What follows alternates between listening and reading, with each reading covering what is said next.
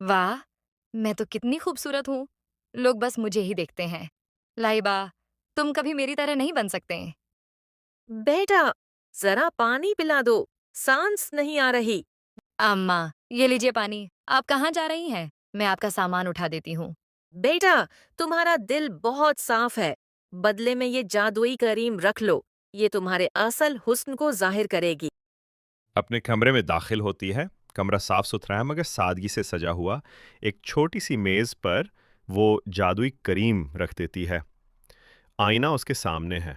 वो करीम की छोटी डुब्बी उठाती है, उसे देखकर मुस्कुराती है। वो करीम को आहिस्ता आहिस्ता अपने चेहरे पर करीम लगाने के बाद आईने में देखती है, चेहरा वैसा ही लगता है, मगर इसकी आंखों में सुकून और हल्की सी मुस्कुराहट है। न जाने ये करीम क्या कर देगी, लेकिन अम्मा के लफ्जों में कुछ तो था। वो करम लगाकर अपने हाथों से हल्का सा मसाज करती है, फिर सर हिलाकर मुस्कुराती है और बिस्तर पर जाकर लेट जाती है। अगले दिन सुबह हर चीज बदल चुकी थी। लाइब्दा बेटा, तुम तो चमक रही हो, खुदा तुम्हें बुरी नजर से बचाए। दो छोटी लड़कियां। दीदी कितनी प्यारी लग रही है ना। लाइब्दा शर्मा के निक्का सा मुस्कुराती है और सर झुकाकर सबका सलाम लेती है। दूसरी तरफ गली के कोने पर आयशा खड़ी है। उसके हाथ में एक डिजाइनर बैग है मगर चेहरा उदास और हैरान। उसकी आंखों में झलक रहा है गुस्सा, जलन और हैरत। क्या और नजरें लाइब्दा पर जमी हुई हैं। आयशा, ऐसे हो सकता है? कल तक तो ये बिल्कुल मामूली थी, अब सब इसकी तारीफ क्यों कर रहे हैं? अंधेरा है, हर तरफ खामोशी छाई हुई है। लाइबा अपने कमरे में जादुई करीम रखकर सो चुकी है। आयशा अपने कमरे में बेचैनी से इधर-उधर टहल रही है। उसके चेहरे पर जलन और गुस्सा साफ नजर आ रहा है। आयशा अपने आप से गुस्से में, सब उसे देख रहे हैं। लाइबा, लाइबा मेरी जगह ले रही है।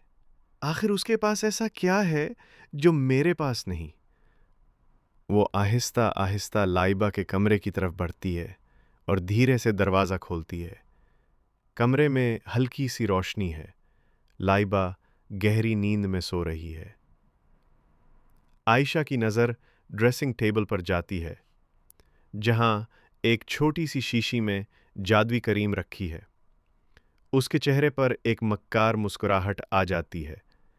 आयशा धीरे से, तो ये है इसकी खूबसूरती का राज। अब देखना मैं क्या करती हूँ। वो करीम उठाती है, लम्हा भर के लिए हिचचाती है, फिर जल्दी से सारी करीम अपने चेहरे पर मिल लेती है। दोनों हाथों से गाल, माथे और गर्दन तक अच्छी तरह लगा लेती है। करीम लगाते ही आयशा के चेहरे का तासुर बदलने लगता है। पहले इत्मीनान की हल्की सी मुस्कुराहट, फिर आहिस्ता आहिस्ता बेचैनी।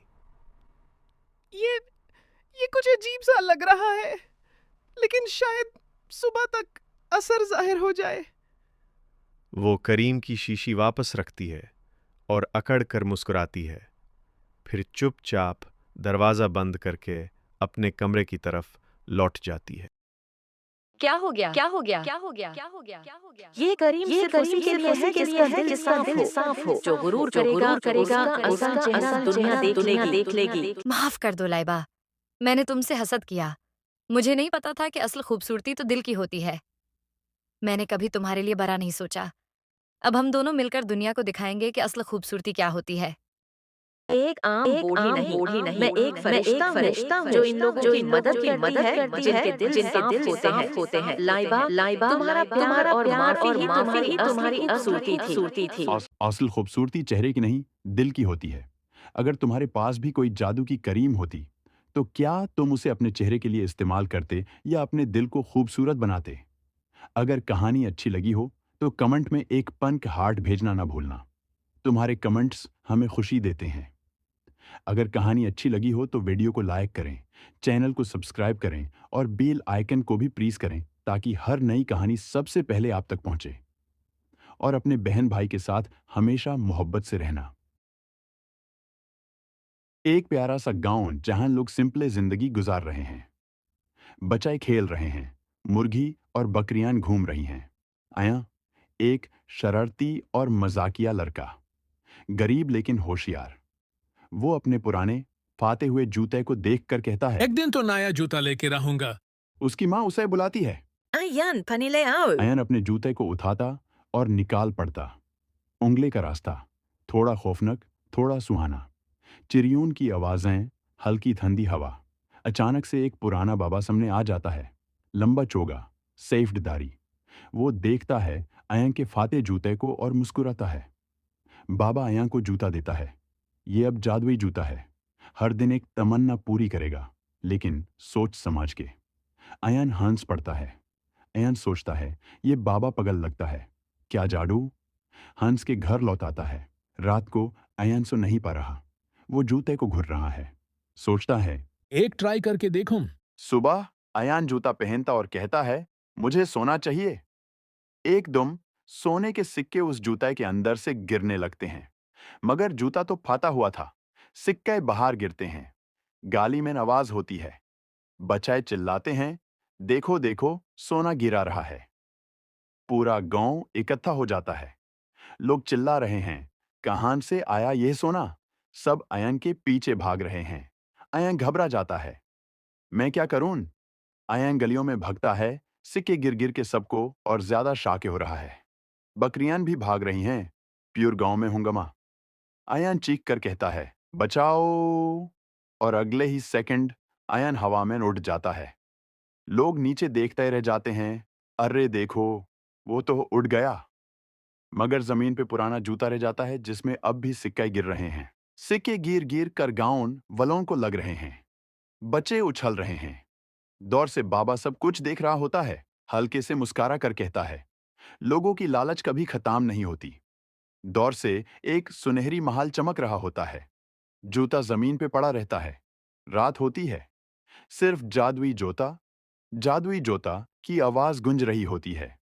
एक बचाए की आवाज, मैं भी यह जूता पहनूंगा। कहानी दोबारा शुरू होगी। तो दोस्तों, क्या अयान वाकई वापस अपनी माँ के पास पहुंच पाएगा? और ये जादुई जोता अगला किसके हाथ लगेगा? अगर आपको भी एक जादुई जोता मिल जाए, तो आप क्या विश करेंगे? कमेंट में जरूर लिखना।